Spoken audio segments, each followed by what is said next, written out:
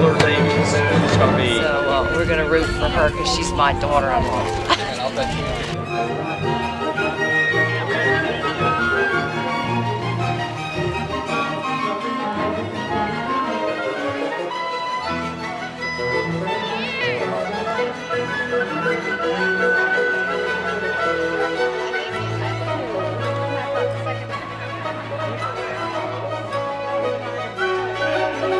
That's right, private attack.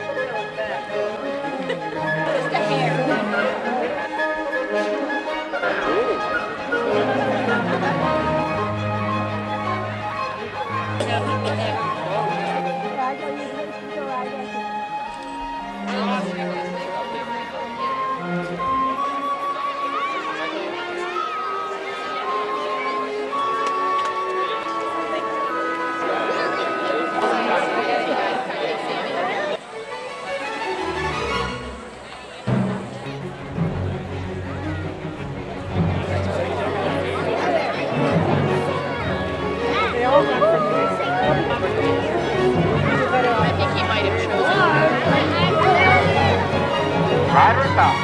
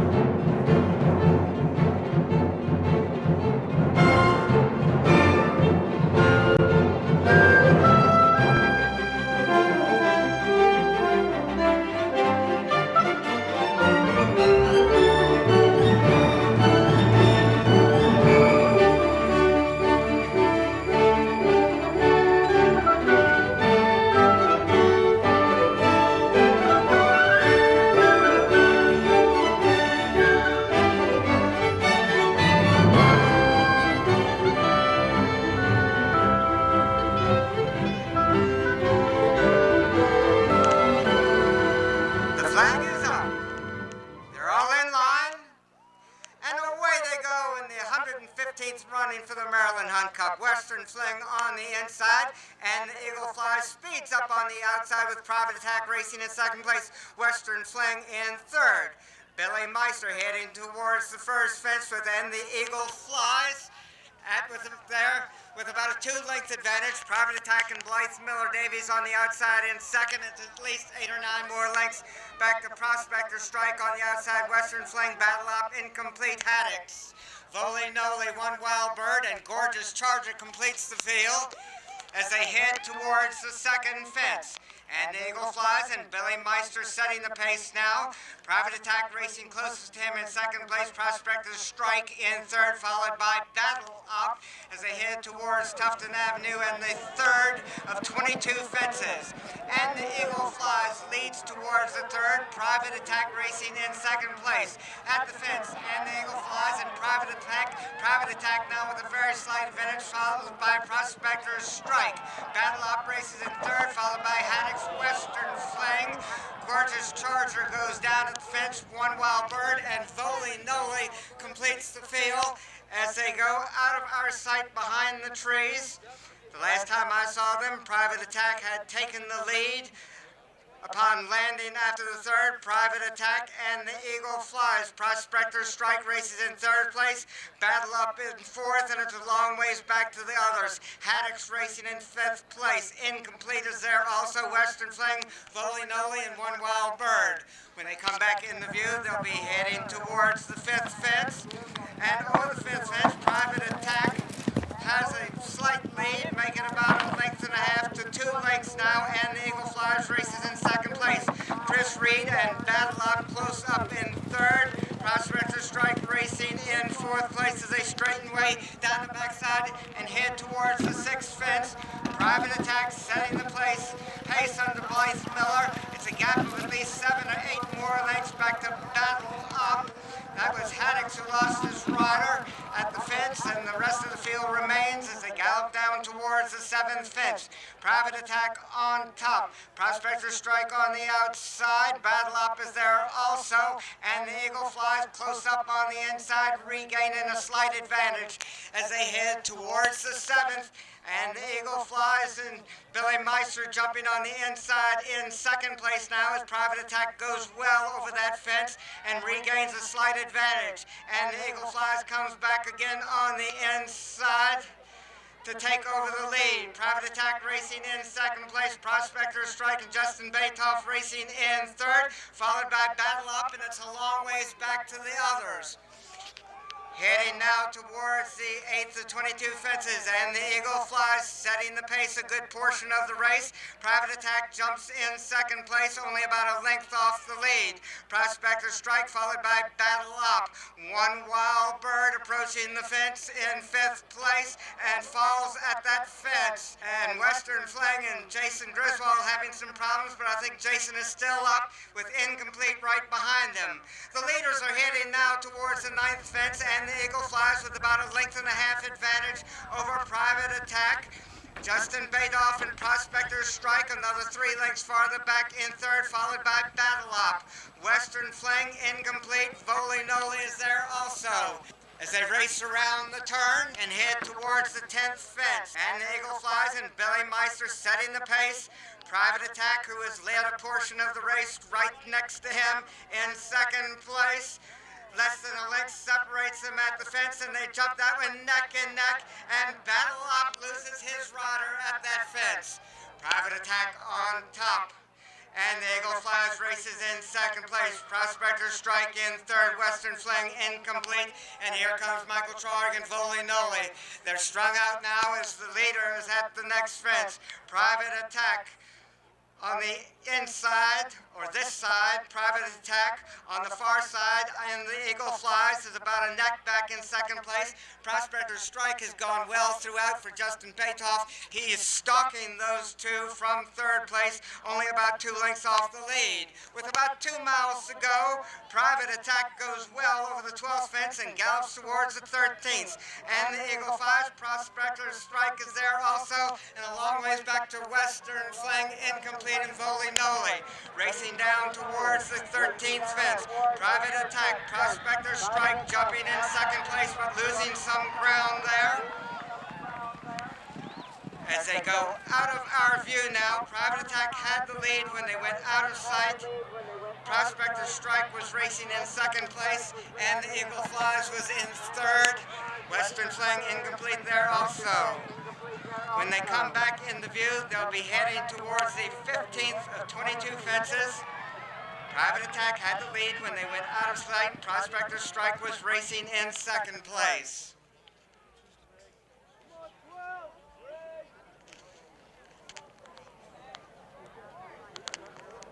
Waiting for them to come back into view from behind the trees.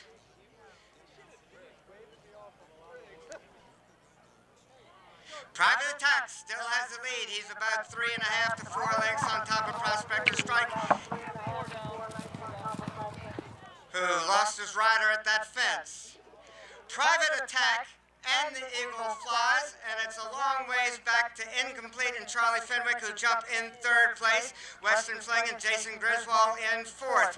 Heading towards the 16th fence, Private Attack all alone on the front end under Blythe Davies, and the Eagle Flies in second place, at least 15 to 20 lengths back, and it's a long ways back to Incomplete, who races in third place.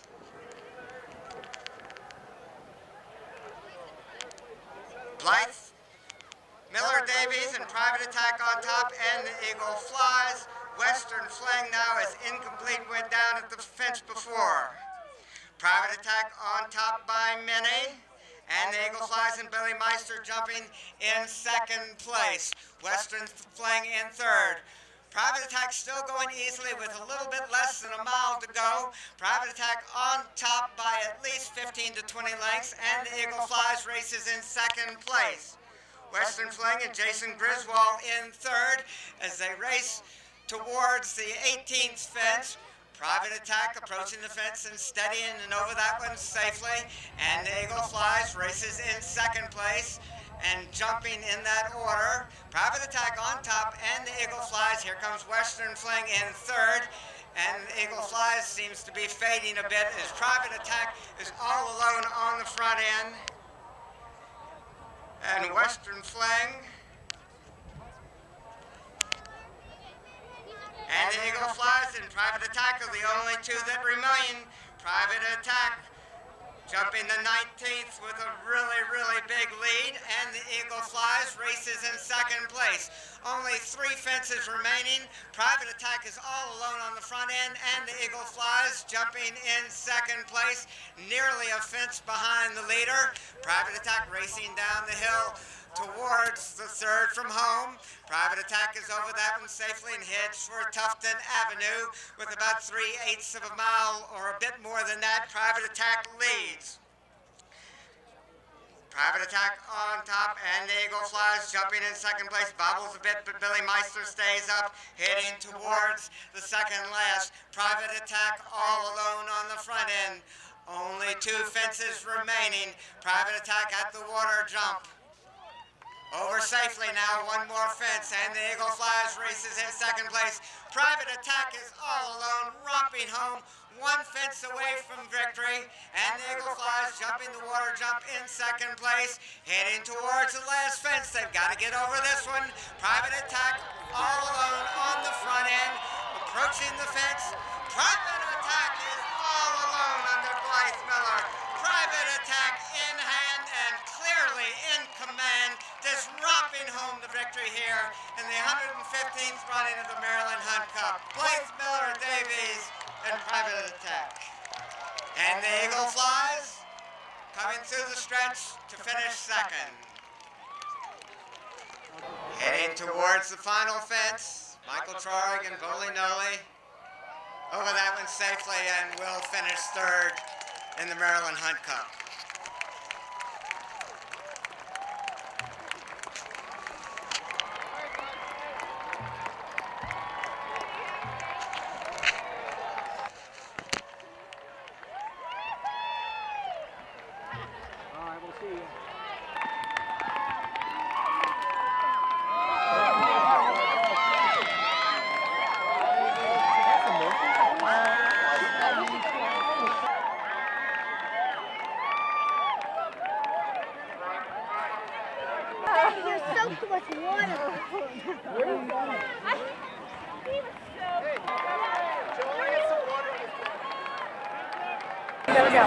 I gotta go.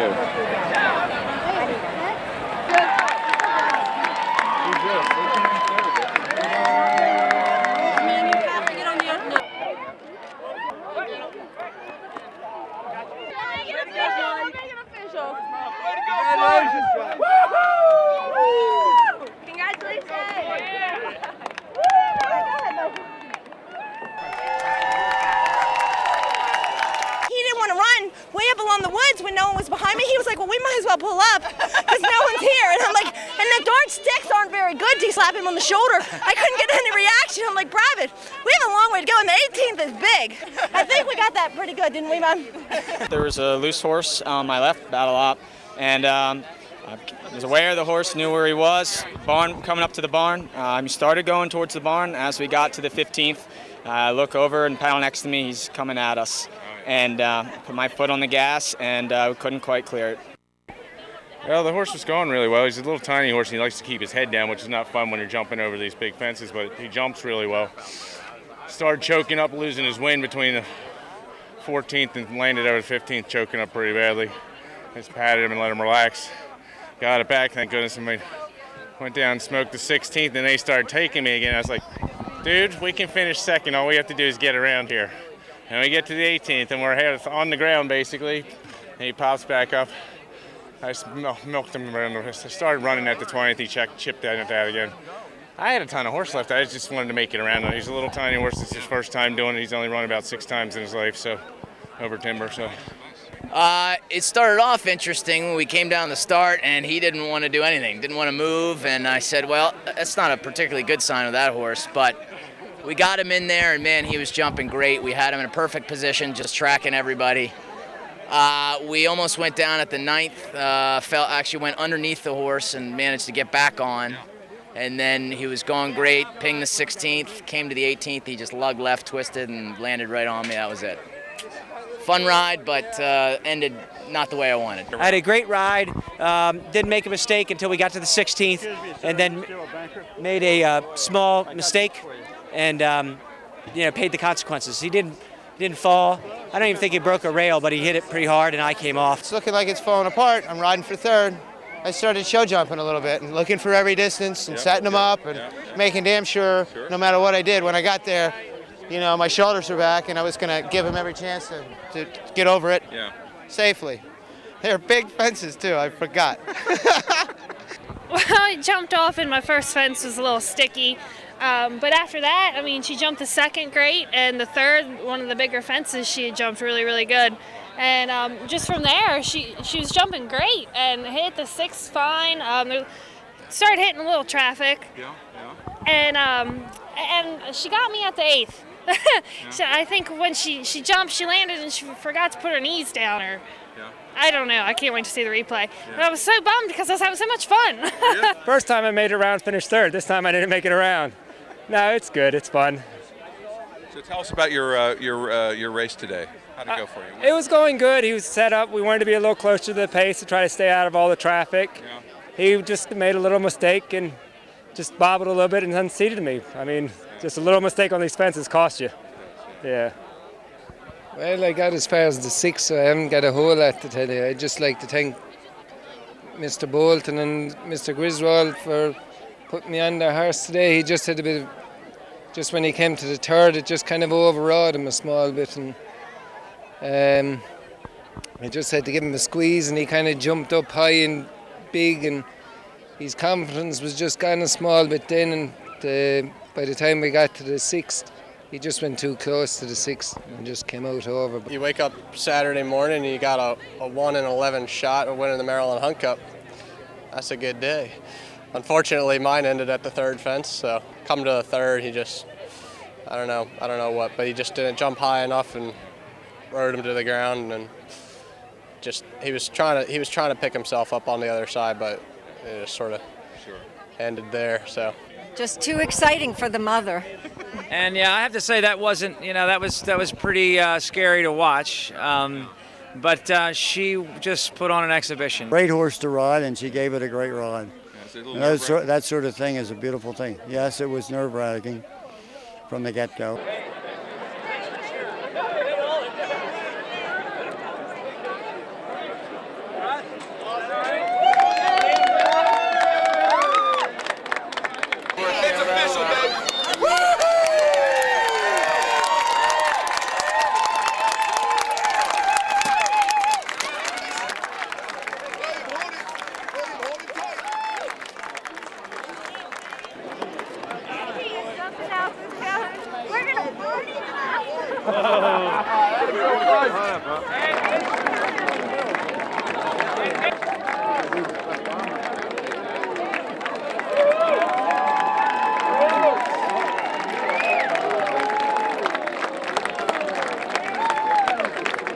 Once it came down to just Blytheway out in front, that was total torture.